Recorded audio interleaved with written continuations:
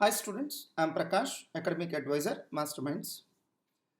CA and CMA and other professional course students కోసం problematic papers ఎలా prepare అవ్వాలి అనే వీడియో నేను కంప్లీట్ చేయడం జరిగిందండి.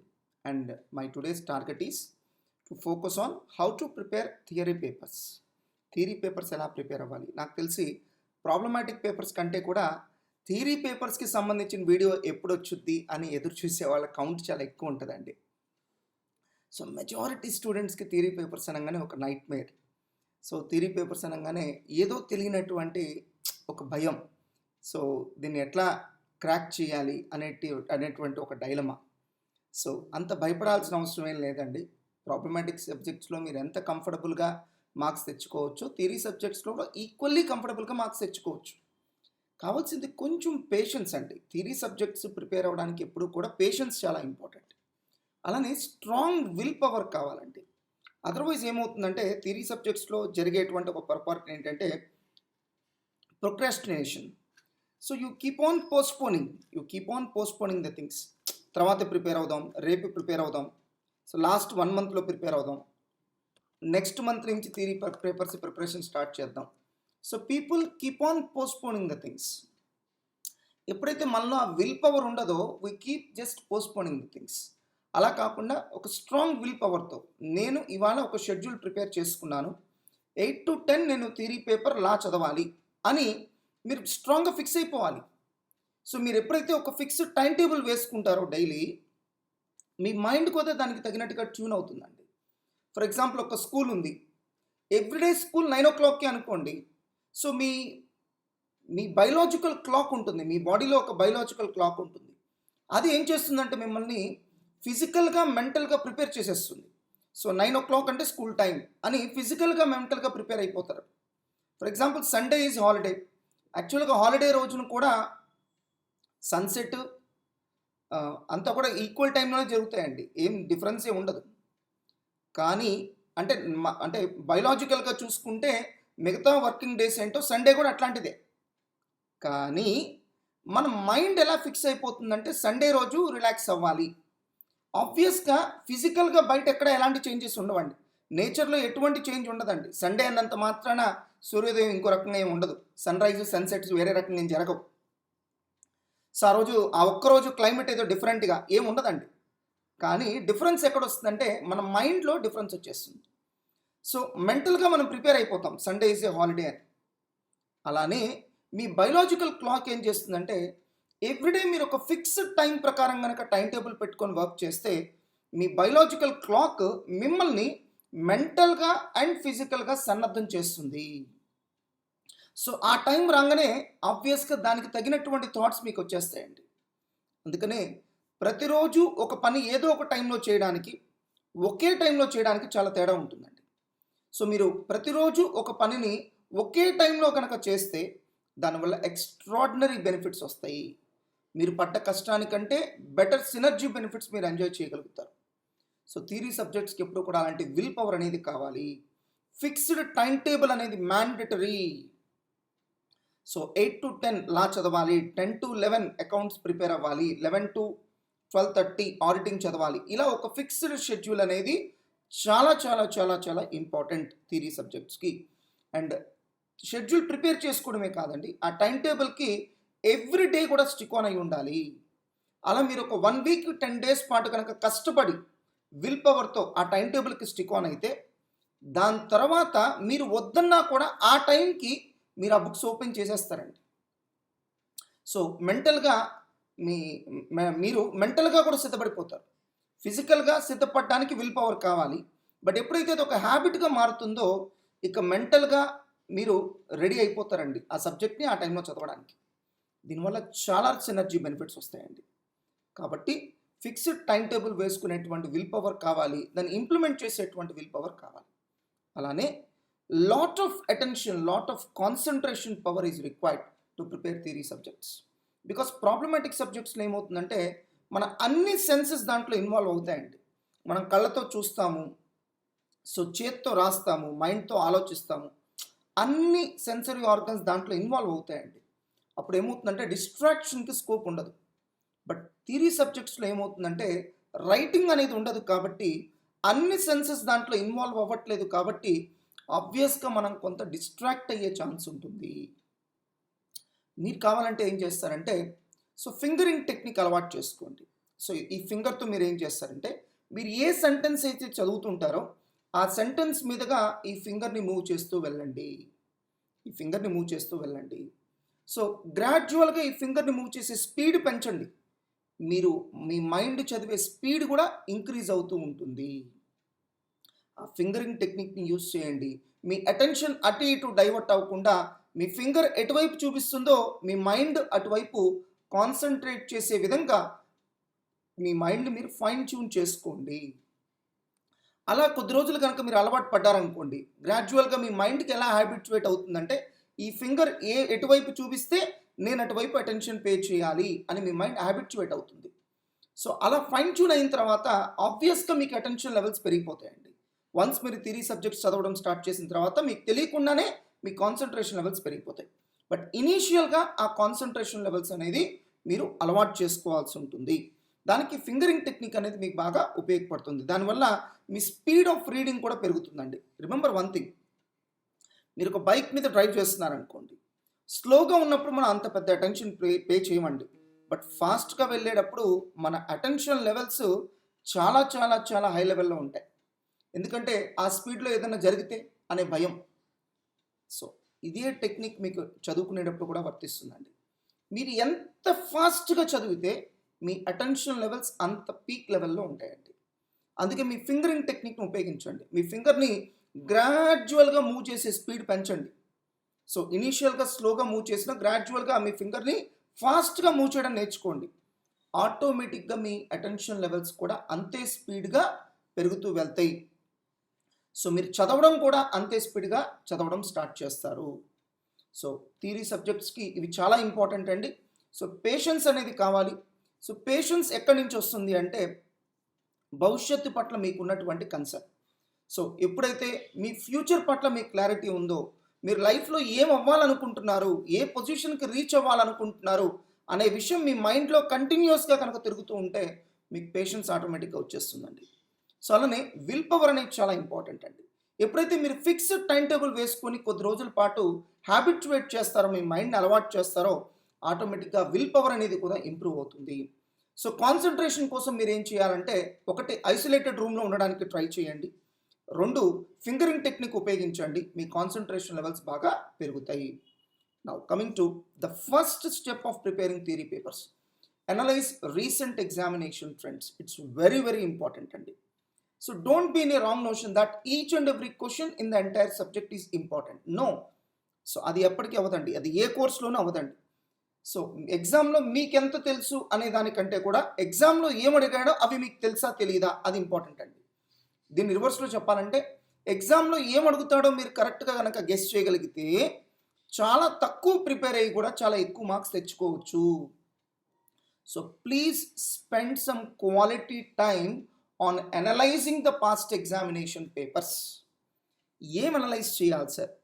ఫస్ట్ క్వశ్చన్ పేపర్స్ చూడండి. క్వశ్చన్ పేపర్లో ఫస్ట్ క్వశ్చన్ జనరల్గా కంపల్సరీ క్వశ్చన్ ఉంటుంది. దాంట్లో ఏ క్వశ్చన్స్ ఇస్తున్నాడు, ఎక్కడి నుంచి ఇస్తున్నాడు, ఎలాంటి క్వశ్చన్స్ ఇస్తున్నాడు, ఏ చాప్టర్స్ నుంచి ఇస్తున్నాడు, ఎన్ని మార్క్స్కి ఇస్తున్నాడు, ఇవన్నీ కూడా అనలైజ్ చేసుకోండి.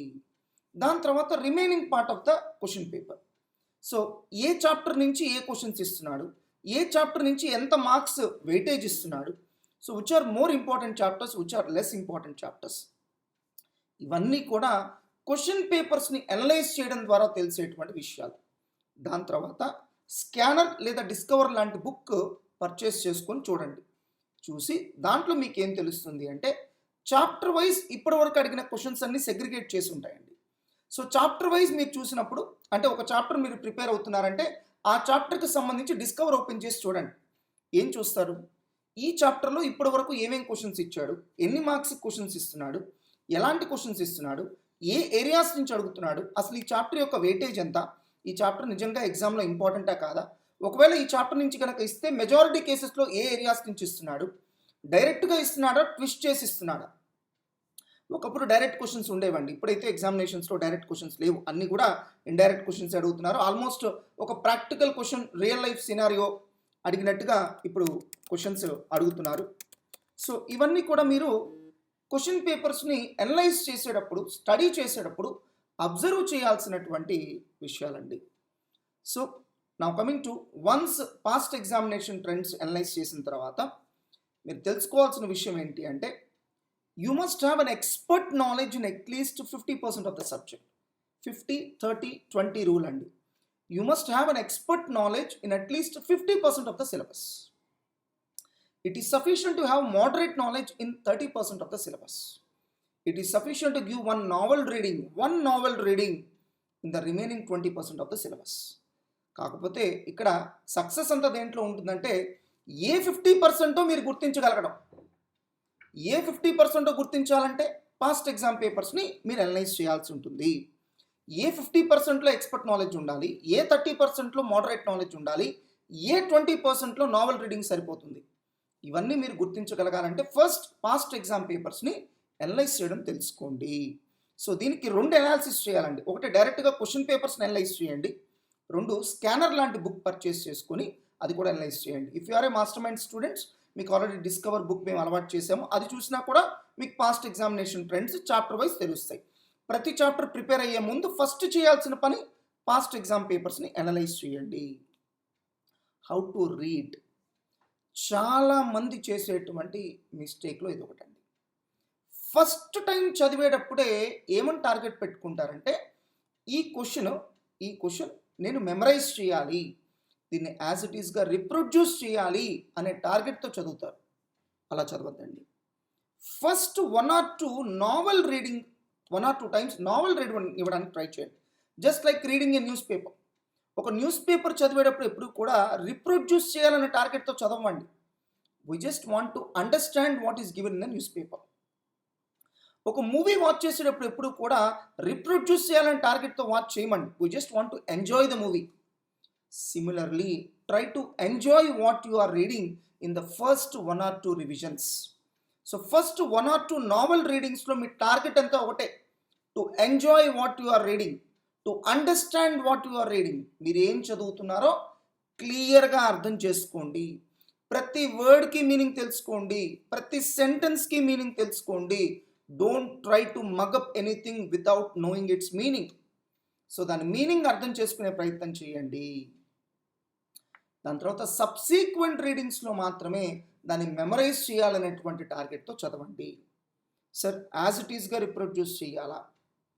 లీగల్ పేపర్స్లో యాజ్ ఇట్ ఈస్గా రిప్రొడ్యూస్ చేయడం అనేది చాలా important. Especially the provision what the act says, దాంట్లో మార్క్ చేసే రైట్ ఎవరికీ లేదండి. సో లీగల్ పేపర్స్ కాని విషయంలో మీరు సిమిలర్ మీనింగ్ వచ్చే విధంగా ఓన్ లాంగ్వేజ్లో రాయొచ్చు, provided you are reasonably good at English. So you can frame sentence in a reasonably good manner. మీకు ఆ సెంటెన్స్ ఫార్మేషన్ కూడా ప్రాపర్గా రానప్పుడు ఏమవుతుందంటే, మీ మనసులో ఉండే ఇంటెండెడ్ మీనింగ్ ఒకటి ఉంటుంది, మీరు రాసిన సెంటెన్స్ నుంచి వచ్చే మీనింగ్ ఇంకోటి ఉంటుంది. అలాంటి సందర్భాల్లో మాత్రం it's better to reproduce as it is what is given in the material. But one thing is sure, మీరు ఎంత సిమిలర్గా అక్కడ ఇచ్చినటువంటి కంటెంట్కి ఎంత దగ్గరగా, ఎంత సిమిలారిటీస్తో మీరు ఆన్సర్ రాస్తారో మీకు అంత బెటర్ మార్క్స్ వచ్చేటువంటి ఛాన్స్ ఉంటుంది. అలా మీరు చదివేటప్పుడు కీవర్డ్స్ని అండర్లైన్ చేసుకోండి. ఇప్పుడు ఒక ఇల్లు ఉంటుందండి, మీరు డోర్ బెల్ కొట్టంగానే ఇంట్లో వాళ్ళు ఎలక్ట్ అవుతున్నారా లేదా? అలానే ఒక పారాగ్రాఫ్ మొత్తంలో కొన్ని కీవర్డ్స్ ఉంటాయి. ఆ కీవర్డ్స్ కనుక గుర్తుపెట్టుకుంటే టోటల్ పారాగ్రాఫ్ మీకు గుర్తొస్తుంది.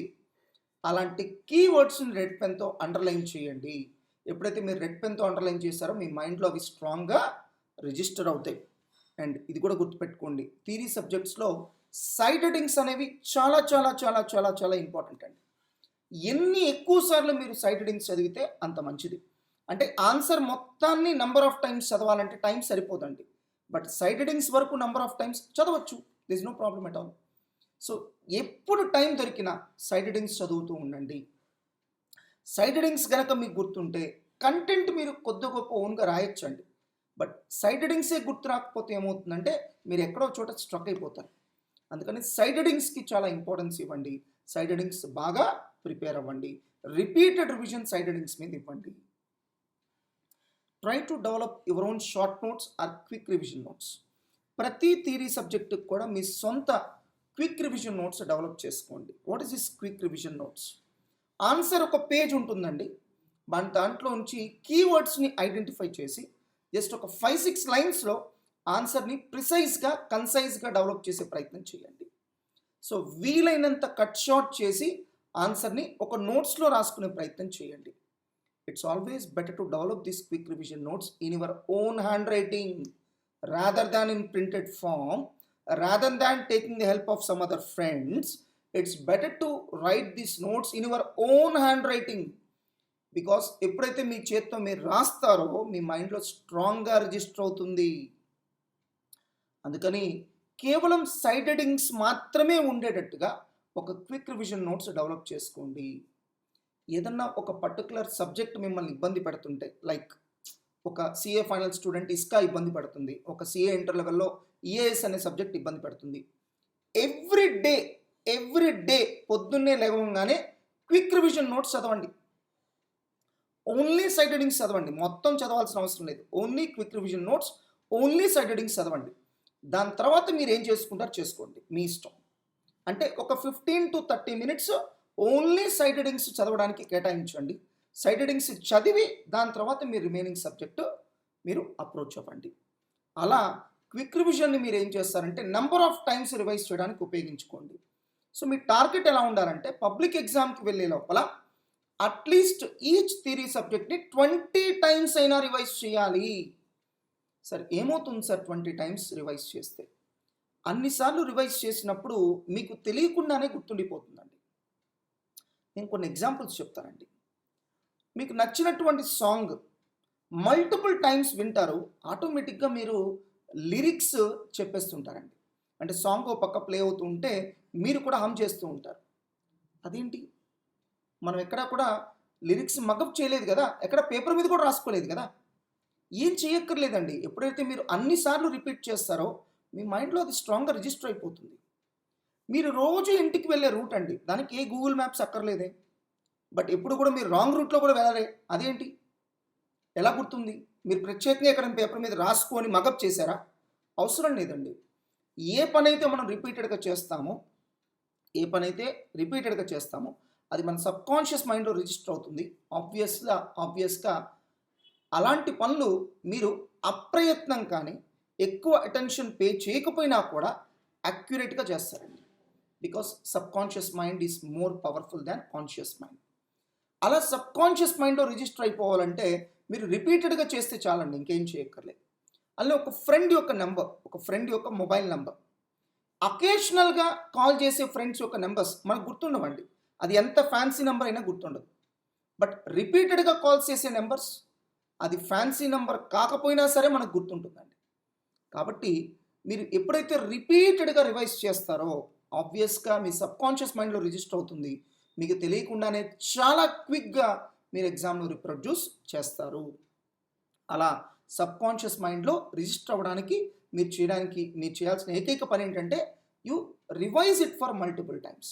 సో రివైజ్ చేయడానికి నార్మల్ మెటీరియల్లో కుదరదు కాబట్టి మీ సొంత క్విక్ రివిజన్ నోట్స్ రాసుకోండి. ఆ క్విక్ రివిజన్ నోట్స్నే రిపీటెడ్గా చదువుతూ ఉండండి. Cumulative revision. థియరీ సబ్జెక్ట్స్ ఎంత బాగా చదివినా కూడా హార్డ్లీ మీకు గుర్తుండేది కొన్ని రోజులు మాత్రమేనండి. మీకు బాగా నచ్చిన మూవీ ఎంతసేపు గుర్తుంటుందండి? ఎన్ని రోజులు గుర్తుంటుంది? అదే రోజు అడిగితే కనుక మీరు యాజ్ ఇట్ ఈస్గా మూవీలో చూసిందంతా చెప్పగలరు. మేబీ 1 వీక్ తర్వాత మ్యాక్సిమం ఒక 30 మినిట్స్ చెప్పగలరు. 1 మంత్ తర్వాత 10 మినిట్స్ చెప్పగలరు. 1 ఇయర్ తర్వాత జస్ట్ స్టోరీ లైన్ చెప్తారు 1 మినిట్ అంతే, అంతమించి మీరు చెప్పలేరు. అదేంటి, మీకు నచ్చింది కదా మూవీ, మీరు చాలా హై లెవెల్ ఆఫ్ అటెన్షన్తో చూశారు కదా, అయినా సరే ఏం చూసినా కూడా ఏం చదివినా కూడా it's bound to be forgotten. So ఏం చేయాలి సార్? మర్చిపోయే లోపల మళ్ళీ రివైజ్ చేయడం ఒకటే సొల్యూషన్, ఇంకేం లేదు. సో దీంట్లో మీరు గుర్తుపెట్టుకోవాల్సిన ప్రిన్సిపల్ ఒకటే, ఎంత బాగా చదివినా అది మర్చిపోయి తీరుతాము. ఎంత బాగా చదివినా కూడా మనం మర్చిపోయి తీరుతాము. మరి ఏం చేయాలి? మర్చిపోయే లోపల మళ్ళీ చదవాలి. సో దీన్నే క్యుములేటివ్ రివిజన్ అంటాం. ఫర్ ఎగ్జాంపుల్, ఇవాళ ఒక 5 థియరీ క్వశ్చన్స్ చదివారనుకోండి, అనుకుందాం. ఇవాళ ఒక 5 థియరీ క్వశ్చన్స్ టార్గెట్ పెట్టుకున్నారు. సో పొద్దున్నే మొదలు పెట్టండి. ఆ 5 థియరీ క్వశ్చన్స్ ఫస్ట్ ఒక 1 or 2 నావెల్ రీడింగ్స్ ఇవ్వండి. ఆ నావెల్ రీడింగ్స్లో మీ టార్గెట్ ఏంటి అంటే to understand the meaning of each and every word and sentence. దాని తర్వాత వేరే సబ్జెక్ట్ చదవండి. మళ్ళీ సేమ్ సబ్జెక్ట్లోకి ఎంటర్ అవ్వండి. మళ్ళీ సేమ్ థియరీ సబ్జెక్ట్ ఓపెన్ చేయండి. అదే 4 or 5 క్వశ్చన్స్ మళ్ళీ చదవండి. ఈసారి మన టార్గెట్ ఏంటంటే గుర్తుపెట్టుకోవాలి. అలా ఒక 1.5 అవర్ చదవండి. మళ్ళీ సబ్జెక్ట్ చేంజ్ చేసేయండి. మళ్ళీ అదే 4 or 5 క్వశ్చన్స్ చదవండి. ఇలా మీరు at the end of the day, by the end of the day ఒక 4-5 టైమ్స్ రివైజ్ చేసేయండి. ఎట్టి పరిస్థితుల్లో నైట్ పడుకునే ముందు ఒక్కసారి రివైజ్ చేసుకొని పడుకోండి. నెక్స్ట్ రోజు మార్నింగ్ ఇవాళ చదివినట్టు 4-5 క్వశ్చన్స్ చదివి అప్పుడు కొత్త క్వశ్చన్స్ టేకప్ చేయండి. థర్డ్ డే ఫస్ట్ డే చదివిన 4-5 క్వశ్చన్స్, సెకండ్ డే చదివిన 4-5 క్వశ్చన్స్ చదివి అప్పుడు కొత్త క్వశ్చన్స్ టేకప్ చేయండి. This is called cumulative revision. So ఒక చాప్టర్ మొత్తం కంప్లీట్ అయిపోయింది అనుకోండి. సో సెకండ్ చాప్టర్ స్టార్ట్ చేసే ముందు ఫస్ట్ చాప్టర్ సైడ్ హెడింగ్స్ వరకన్నా ఒకసారి మొత్తం చదివి అప్పుడు సెకండ్ చాప్టర్ స్టార్ట్ చేయండి. థర్డ్ చాప్టర్ స్టార్ట్ చేసే ముందు first 2 chapters at least side headings అన్న చదివి అప్పుడు థర్డ్ చాప్టర్ స్టార్ట్ చేయండి. This is called cumulative revision. You try to implement this cumulative revision for all the theory subjects. మీకు ఎగ్జామ్షన్ రాకపోతే నన్ను క్వశ్చన్ చేయండి. Special care with respect to EAS and SM. So అందరికీ కూడా ఇలా ఇబ్బంది పెట్టే సబ్జెక్ట్స్ కొన్ని ఉంటాయండి. ఈఏఎస్ ఎస్ఎం కావచ్చు, కొంతమందికి ఇస్కా కావచ్చు, కొంతమందికి లా కావచ్చు, కొంతమందికి ఆడిటింగ్ కావచ్చు. మిమ్మల్ని ఏ సబ్జెక్ట్స్ ఇబ్బంది పెడుతున్నాయో, లేదా ఏ సబ్జెక్ట్స్లో మీరు వీక్గా ఉన్నారని మీకు అనిపిస్తున్నారో, ఏ సబ్జెక్ట్లో మీరు ఫెయిల్ అవుతున్నారో, ఏ సబ్జెక్ట్లో మీరు బెటర్ స్కోర్ ఎర్న్ చేయలేకపోతున్నారో, అన్ని సబ్జెక్ట్స్లోనూ క్యూములేటివ్ రివిజన్ అనేది అడాప్ట్ చేసుకోండి. Cheat codes. సో మీకు ఏదైతే సైడ్ హెడింగ్స్ ఉన్నాయో ఆ సైడ్ హెడింగ్స్లో ఉన్నటువంటి ఫస్ట్ బిగినింగ్ లెటర్స్ అన్నీ కలిపి ఏదైనా ఒక కోడ్ లాంటిది డెవలప్ చేసుకునే ప్రయత్నం చేయండి. అలా ఒక కోడ్ వర్డ్ కనుక డెవలప్ చేసుకుంటే మీకు ఎక్కువ రోజుల పాటు గుర్తుంటుంది. సో స్లైసింగ్ టెక్నిక్ అండి. ఎప్పుడు కూడా theory subjects at a stretch చదవద్దండి. సో ఒక 1 or 2 అవర్స్ ప్రాబ్లమాటిక్ సబ్జెక్ట్ చదవండి. నెక్స్ట్ ఒక 1 or 2 అవర్స్ థియరీ సబ్జెక్ట్ చదవండి. మళ్ళీ 1 or 2 అవర్స్ ప్రాబ్లమాటిక్ చదవండి. మళ్ళీ 1 or 2 అవర్స్ థియరీ సబ్జెక్ట్ చదవండి. అంటే మీరు థియరీ సబ్జెక్ట్స్ని ప్రాబ్లమాటిక్ పేపర్స్ మధ్యలో స్లైస్ చేసే ప్రయత్నం చేయండి. బికాస్ ఏ సబ్జెక్ట్ కూడా ఎట్ ఎ స్ట్రెచ్ మీరు మోర్ దాన్ 2 అవర్స్ కనుక చదివితే మీకు అది ఇంట్రెస్టింగ్గా ఉండదు. ఈవెన్ సైంటిఫిక్ స్టడీ కూడా ఏం చెప్తుందంటే మీరు ఒకే విషయం పట్ల మ్యాక్సిమం ఎంతసేపు కాన్సన్ట్రేట్ చేయగలరు, 1.5 అవర్ అండి. అందుకనే ఈవెన్ మూవీస్లో కూడా చూడండి, 1.5 అవర్ తర్వాత మీకు కంపల్సరీగా ఒక బ్రేక్ అనేది ఇస్తారు. లేకపోతే మీకు ఆ మూవీ కూడా ఇంట్రెస్టింగ్గా అనిపించకపోవచ్చు. అందుకని 1.5 అవర్ తర్వాత కంపల్సరీగా మీరు సబ్జెక్ట్ చేంజ్ చేయండి. లేకపోతే ఏమవుతుందంటే మీ ప్రొడక్టివిటీ తగ్గుతుంది, మీ కాన్సన్ట్రేషన్ లెవెల్స్ తగ్గుతూ ఉంటాయి. సో అదే కాన్సన్ట్రేషన్ లెవెల్స్ తక్కువ ఉన్నప్పుడు మీకు చదవడం చాలా లేట్ అవుతుంది. సో ఆ టైంలో మీరు స్విచ్ ఓవర్ అయిపోయారు అనుకోండి, నెక్స్ట్ సబ్జెక్ట్కి స్విచ్ ఓవర్ అయ్యారు అనుకోండి, ఆ సబ్జెక్ట్ మీద మళ్ళీ కాన్సన్ట్రేషన్ పెరుగుతుంది, మీ ప్రొడక్టివిటీ ఇంప్రూవ్ అవుతుంది. వీలైనంత వరకు మనం జనరల్గా మన కాన్సన్ట్రేషన్ లెవెల్స్ తక్కువగా ఉండేటువంటి టైంలో థియరీ సబ్జెక్ట్స్ చదవద్దండి. Before 7 AM, between 1 to 4 PM, after 10 PM ఈ టైమింగ్స్లో థియరీ సబ్జెక్ట్ చదవద్దండి. ఈ టైమింగ్స్లో మీరు చదవాలనిపిస్తే కనుక ప్రాబ్లమాటిక్ సబ్జెక్ట్ చదవండి. అండ్ చాలామంది చేసే ఇంకో మిస్టేక్ ఏంటంటే నైట్ అవుట్స్ అండి. సో అది ఎట్టి పరిస్థితుల్లో సైంటిఫిక్గా కరెక్ట్ కాదండి. మీరు నైట్ ఎక్కువసేపు మేలుకునే కొంది మీ బయలాజికల్ క్లాక్ డిస్టర్బ్ అవుతూ ఉంటుందండి. ఆబ్వియస్గా ఏం జరుగుద్ది అంటే మీ ఇమ్యూనిటీ లెవెల్స్ తగ్గిపోతాయండి. సో నైట్ టైం ఎప్పుడైతే ఎక్కువసేపు మేలుకుంటామో మీ ఇమ్యూనిటీ లెవెల్ తగ్గుతుంది. ఎప్పుడైతే ఇమ్యూనిటీ లెవెల్ తగ్గుతుందో మీరు రకరకాల డిసీజెస్కి అటాక్ అవుతూ ఉంటారు. అలానే so night time 1 hour of sleep is equal to 2 hours of sleep in day time. అంటే నైట్ టైం మీకు వచ్చిన సౌండ్ స్లీప్ డే టైంలో రాదండి, because of various disturbances. Night time ఉన్నంత ప్రశాంతత మీకు డే టైంలో ఉండదు కదండి. సో నైట్ టైం మీరు 1 hour 1 hour మీరు కంఫర్టబుల్గా నిద్రపోయినప్పుడు ఎలాంటి ఇంపాక్ట్ అయితే ఉంటుందో అదే ఇంపాక్ట్ డే టైంలో రావాలంటే మీరు 2 hours నిద్రపోవాల్సి ఉంటుంది. సో మీరు ఒక 2-3 days కనుక నైట్ అవుట్స్ కనుక చేశారనుకోండి, అంటే లేట్ నైట్ వరకు మేల్కొని చదువుకున్నారనుకోండి, ఆబ్వియస్గా 4th day మీరు డే టైం ఎక్కువసేపు పడుకుంటారండి. లేదా 4th day ఏదో ఒక హెల్త్ ఎలిమెంట్ మీకు వస్తుంది. ఇలాంటి ఇష్యూస్ రాకుండా ఉండాలంటే నైట్ అవుట్స్ అవాయిడ్ చేయండి. Wake up early from the bed and go to the bed early. So పొద్దున్నే ఎర్లీగా నిద్రలేవండి, ఎర్లీగా నిద్రపోండి. సో ఆ స్లీప్ సైకిల్ని చేంజ్ చేసుకోండి. ఇప్పటి వరకు ఉన్న స్లీప్ సైకిల్ని చేంజ్ చేసుకోండి. అలా కుదరకపోతే అట్లీస్ట్ నార్మల్ టైంలో నిద్ర లేకపోండి, నార్మల్ టైంలో నిద్రపోండి. అంతేకాని 12 తర్వాత, నైట్ 12 తర్వాత మేల్కొని ఉండడం మాత్రం చేయొద్దు. ఈవెన్ మీ లంచ్ టైంలో కూడా మీ చేతిలో బుక్ లేకపోయినా కూడా ఆ టైంని కూడా మీరు వేస్ట్ చేయకుండా you just keep on memorising. మీరు ఆల్రెడీ చదివిన వాటిని రివైజ్ చేసుకుంటూ ఉండొచ్చు, just at least side headings. So theory సబ్జెక్ట్స్కి ఆ రేంజ్ ఆఫ్ ప్రిపరేషన్ కావాలండి. నెంబర్ ఆఫ్ టైమ్స్ మీ మైండ్లో మెమరైజ్ అవుతూ ఉండాలి, నెంబర్ ఆఫ్ టైమ్స్ మీరు వాటిని రివైజ్ చేస్తూ ఉండాలి. సో థియరీ సబ్జెక్ట్కి తప్పదండి, వేరే ఆప్షన్ లేదు. అలా అయితేనే మీకు ఎగ్జామ్షన్ రేంజ్ ఆఫ్ మార్క్స్ వస్తాయి. సో ఎప్పుడైనా ఏదైనా సబ్జెక్ట్ మీకు చదవడానికి బోర్గా అనిపిస్తే కనుక వెంటనే ఓల్డ్ టాపిక్స్ మీరు రాసుకున్న ఫాస్ట్ ట్రాక్ నోట్స్ లేదా క్విక్ రివిజన్ నోట్స్ ఓపెన్ చేసి చదువుకుంటూ ఉండండి. 11th ఈజ్ వెరీ ఇంపార్టెంట్ అండి. సో చాలా సందర్భాల్లో చాలామంది స్టూడెంట్స్, సార్ నేను చాలా బాగా రాశాను సార్ అయినా మార్కులు రాలేదు అంటూ ఉంటారండి. బట్ తీరా వాళ్ళ పేపర్స్ తెచ్చి చూస్తే కనుక మెజారిటీ సెంటెన్సెస్కి ప్రాపర్ మీనింగ్ ఉండదు. మెజారిటీ సెంటెన్సెస్కి ప్రాపర్ మీనింగ్ ఉండదు. పొరపాటున ఫస్ట్ క్వశ్చన్గా పడింది అనుకోండి, ఆటోమేటిక్గా ఎగ్జామినర్కి ఇంప్రెషన్ పోతుంది. దాని ఇంపాక్ట్ ఆ ఒక్క క్వశ్చన్తో ఆగదండి, సబ్సిక్వెంట్గా మీరు రాసే ప్రతి క్వశ్చన్ మీద దాని నెగిటివ్ ఇంపాక్ట్ ఉంటుంది. సో ఇలాంటి తప్పులు జరగకూడదు అంటే మీరు చదివినటువంటి క్వశ్చన్స్ మీరే ఓన్గా రాయండి, చూడకుండా రాయండి. అలా మీరు చూడకుండా రాసినప్పుడు ఇంకొంచెం స్ట్రాంగ్గా మీ మైండ్లో రిజిస్టర్ అవుతుంది. దాని తర్వాత మీరు రాసినటువంటి ఆన్సర్స్ని మీరే ఒక్కసారి ఇవాల్యుయేట్ చేసుకోండి. ఎక్కడెక్కడ మిస్టేక్ చేశారు, ఎందుకు మిస్టేక్ చేశారు, ఆ మిస్టేక్స్ అన్నిటి కూడా నెక్స్ట్ టైం మళ్ళీ రిపీట్ కాకుండా కేర్ తీసుకోండి. Handwriting, sir is handwriting that much important? Yes it is important. Yes it is important for better presentation. So మంచి ప్రజెంటేషన్ వల్ల మీరు వాల్యూషనర్ని బాగా ఇంప్రెస్ చేయడానికి ఛాన్స్ ఉంటుందండి. And you obviously know initial impressions always matter. So ఆ impression వల్ల, ఆ ఇంప్రెషన్ కనుక మంచి ఇంప్రెషన్ పడితే ఆబ్వియస్గా మీకు బెటర్ మార్క్స్ అనేవి వచ్చేస్తాయి. కాబట్టి neat and legible handwriting is very important. So neat and legible handwriting ఎంత ఇంపార్టెంటో స్పీడ్ హ్యాండ్ రైటింగ్ కూడా ఈక్వల్లీ ఇంపార్టెంట్ అండి. బికాస్ మీరు 3 అవర్స్లో రాయాల్సిన ఎగ్జామ్ని 2.5 అవర్స్లో రాయగలిగితే మీ హ్యాండ్ రైటింగ్ స్పీడ్ని అలా ఇంప్రూవ్ చేసుకుంటేనండి మనం Guinness book of world records అని చూస్తామండి. ఏంటంటే ఆ రికార్డ్స్ అన్ని ఏంటి అసలు? కామన్ మ్యాన్కి ఇంపాసిబుల్ అయినటువంటి విషయాలు, కామన్ మ్యాన్కి ఇంపాసిబుల్ అయినటువంటి విషయాలు కొంతమంది చేసి చూపిస్తారు. ఎలా? Through practice, repeated practice. I'm correct or not? So with practice we can achieve anything అని నేను నమ్ముతానండి.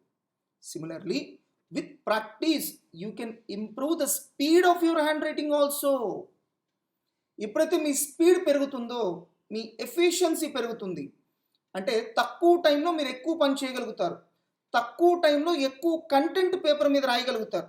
ఎప్పుడైతే ఎఫిషియన్సీ పెరిగిందో మీకు టైం సేవ్ అవుతుంది. ఆ సేవ్ అయిన టైంతో మీరు రాసిన పేపర్ మొత్తాన్ని వెరిఫై చేసుకునే ఛాన్స్ మీకు ఏర్పడుతుంది. కాబట్టి హ్యాండ్ రైటింగ్ స్పీడ్ని ఇంప్రూవ్ చేసుకోండి.